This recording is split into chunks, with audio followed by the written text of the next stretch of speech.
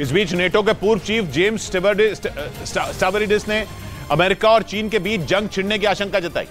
Taiwan के मुद्दे पर पिछले कई महीनों से चीन और अमेरिका के जंगी जहाज दक्षिण चीन सागर में एक दूसरे के सामने सामने खड़े हैं।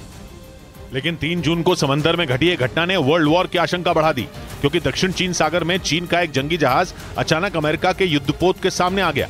दोनों के बीच की दूरी सिर्फ 137 मीटर ही रह गई थी, जिससे ऐसा लगा कि दोनों के बीच में कभी भी टक्कर हो जाएगी।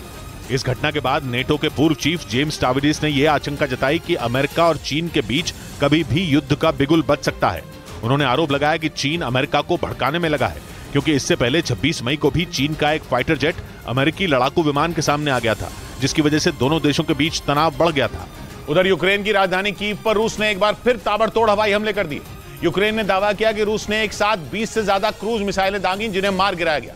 इस हमले का एक वीडियो भी जारी किया गया, जिसमें यूक्रेन की राजधानी कीव में आग की लपटें और धुआं उठता दिखा। यूक्रेन ने दावा किया कि रूस ने 20 से ज्यादा क्रूज मिसाइलों से कीव पर हवाई हमले किए, जिसके बाद कीव में कई घंटों का हवाई अलर्ट जारी कर दिया गया और कीव में हवाई हमले के सायरन बजने लगे। हालांकि बाद में यूक्रेन ने रूस की तरफ से किए गए सभी हवाई हमलों को नाकाम करने का दावा किया। इस बीच रूस ने यूक्रेन को मिलने वाले F-16 लड़ाकू विमान की वजह से परमाणु जंग की आशंका जताई।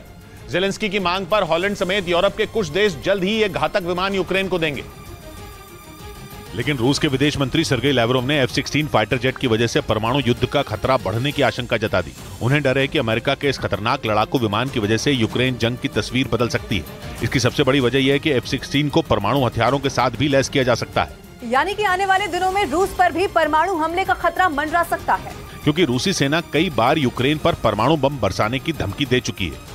ऐसे में F-16 फाइटर जेट के जरिए जेलेंस्की के सैनिक भी पलटवार कर सकते हैं। अमेरिका और ब्रिटेन ने हाल ही में जेलेंस्की को भरोसा दिया था कि वो उनकी वायुसेना के पायलटों को F-16 लड़ाकू विमान उड़ाने की ट्रेनिंग देंगे। इधर मध्य प्रदेश में होने वाले विधानसभा चुनाव में कांग्रेस को बगावत का डर सता रहा है। इसीलिए अभी से चुनावी कमान संभाल रहे कांग्रेस नेता दिग्विजय सिंह पार्टी के कार्यकर्ताओं को वफादारी की शपथ दिलाई, जिससे पार्टी आलाकमान की तरफ से घोषित उम्मीदवार का कोई विरोध न कर सके।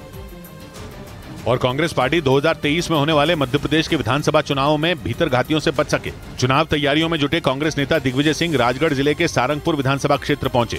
वहां उनके सामने पार्टी के कई नेताओं ने टिकट के लिए दावेदारी जताई, जिसके बाद उन्होंने मंच पर ही सभी दावेदारों को पार्टी के प्रति वफादारी की शपथ दिलाई।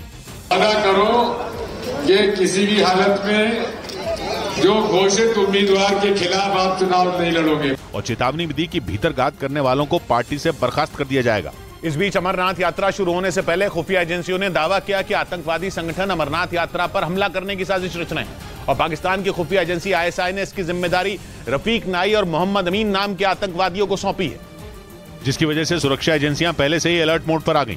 खुफिया सूत्रों के मुताबिक आतंकवादी 31 जुलाई से शुरू होने वाली अमरनाथ यात्रा को निशाना बना सकते हैं और ISI ने इसकी जिम्मेदारी रफीक नाई और मोहम्मद अमीन भट्ट नाम के आतंकवादियों को सौंपी है। खुफिया एजेंसियों ने दावा किया कि इन आतंकियों को पहले ही राजौरी समेत पीर पंजाल और चिनाब घाटी में आतंक बढ़ाने की जिम्मेदारी दी गई और ये इस वक्त पाकिस्तान के कब्जे वाले कश्मीर यानी LOC के पार मौजूद हैं। इसलिए LOC और अंतर्राष्ट्रीय सीमा पर सुरक्षा एजेंसियां पूरी तरह से अलर्ट मोड पर हैं, ताकि अमरनाथ यात्रा में आने वाले यात्रियों को किसी तरह की कोई परेशानी न हो।